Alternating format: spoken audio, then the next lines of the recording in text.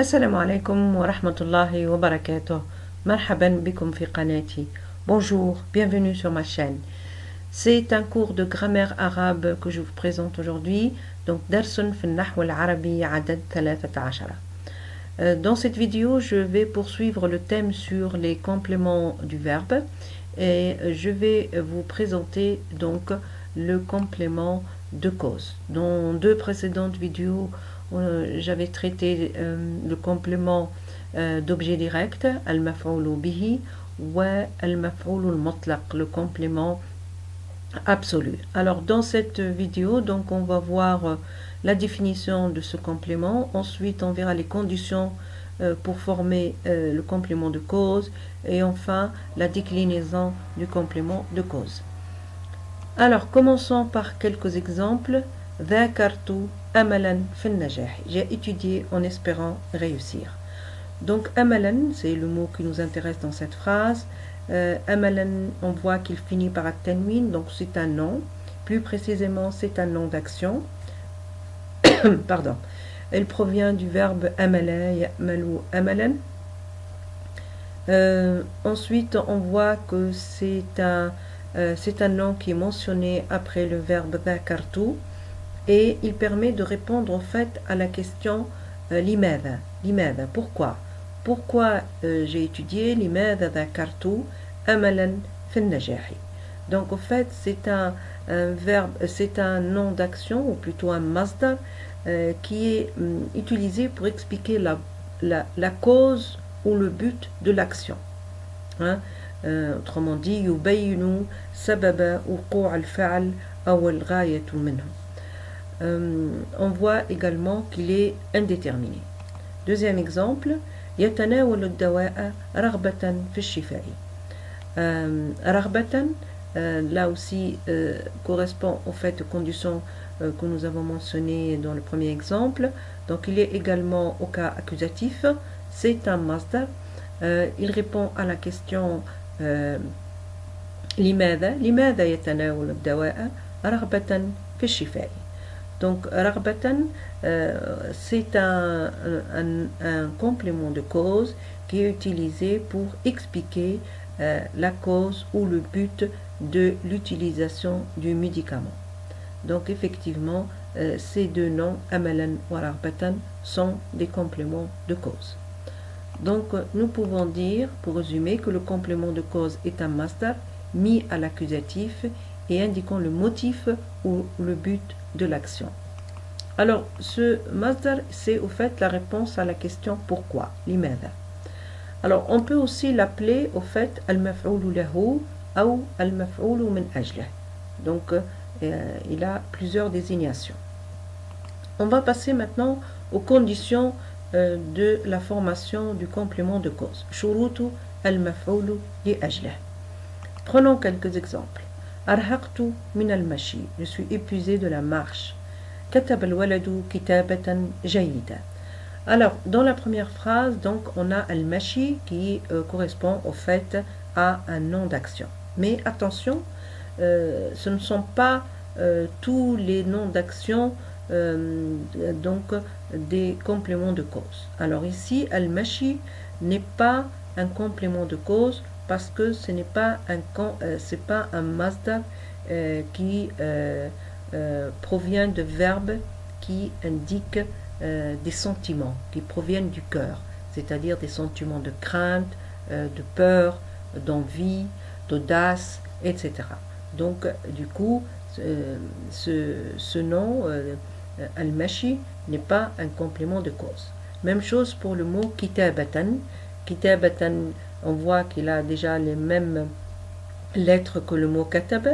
Donc du coup on peut le qualifier de complément absolu et en plus ce n'est pas un masdar de cœur, c'est-à-dire ce qu'on appelle en arabe masdarun qalbi, puisque c'est un masdar qui correspond au fait à ce qu'on appelle en arabe al-hawas al-kharijiyya, les sens extérieurs, qui sont par exemple comme la lecture, l'écriture, le fait de s'asseoir, de se lever, etc.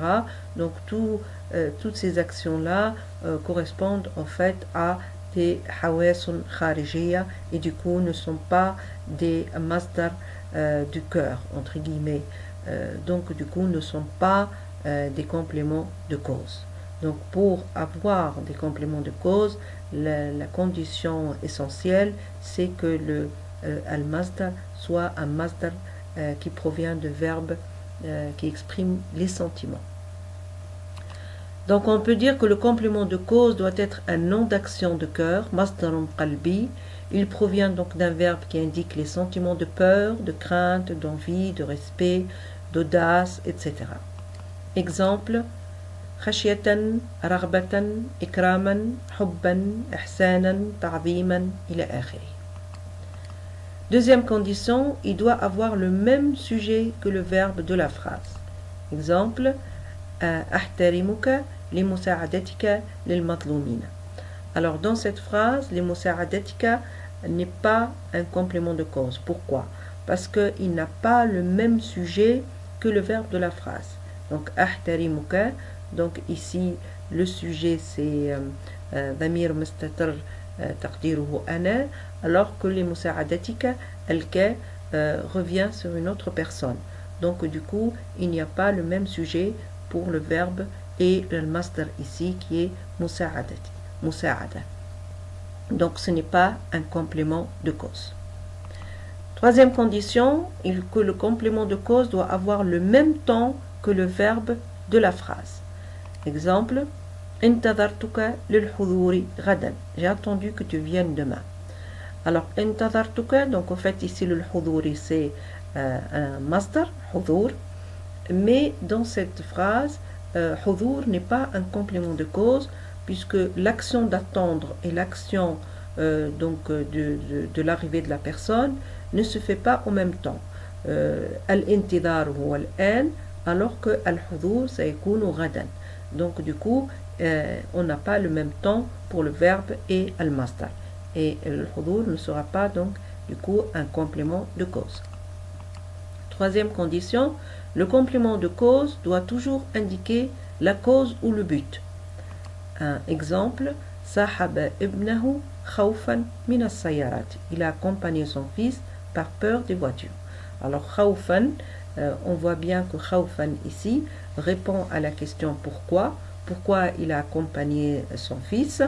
Il a accompagné khawfan min as-sayarat. En plus, khawfan c'est bien un masdar qui provient de verbes qui indiquent des sentiments.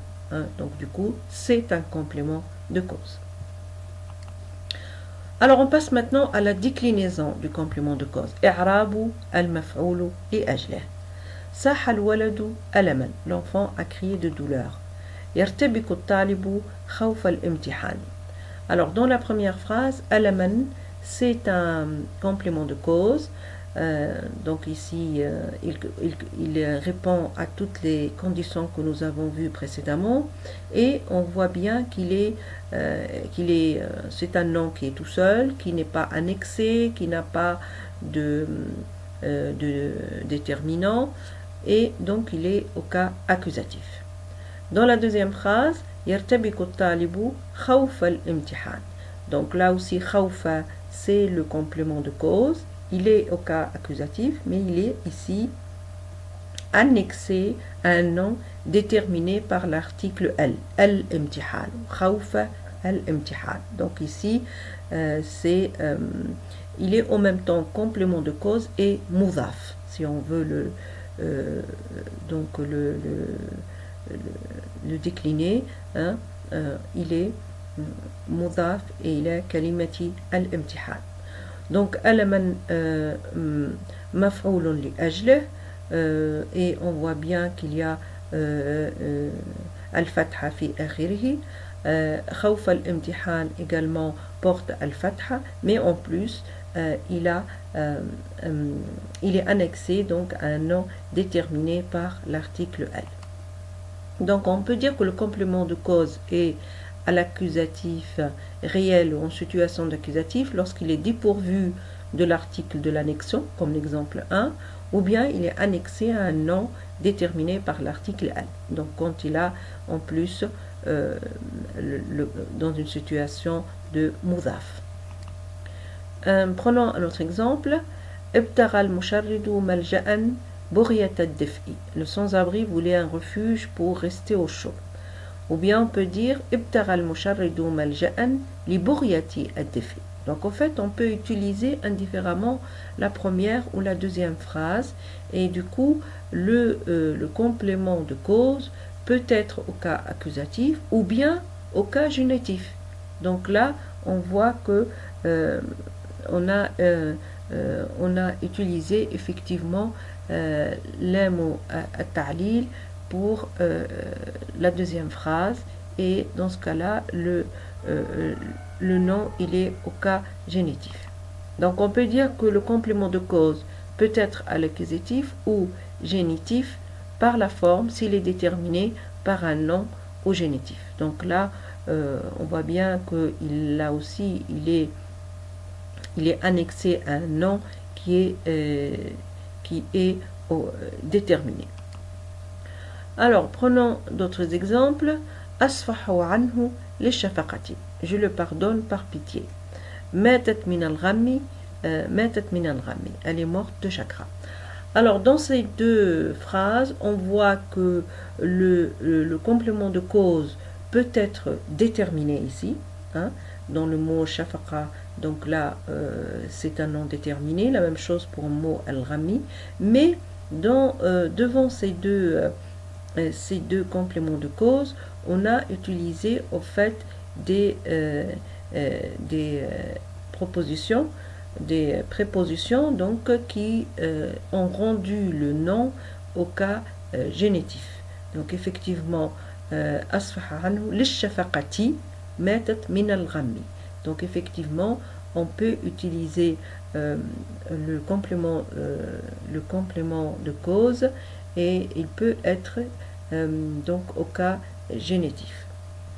Donc on peut dire que le complément de cause peut être génitif s'il est déterminé par l'article L et précédé par une préposition, donc au fait qui indique la causalité. Donc bien sûr, il faut que les prépositions qui sont utilisées avant le complément de cause exprime effectivement la causalité. Donc on a harfu al-lam, li, hein, ou bien harf min, ou bien parfois on peut utiliser al-ba. Hein. Voilà. Voilà, nous sommes arrivés à la fin de cette vidéo. Donc, shukran al-mushahada. Atamanna lakum al-fa'ida min hadha ad-dars. Merci, à bientôt. Au revoir.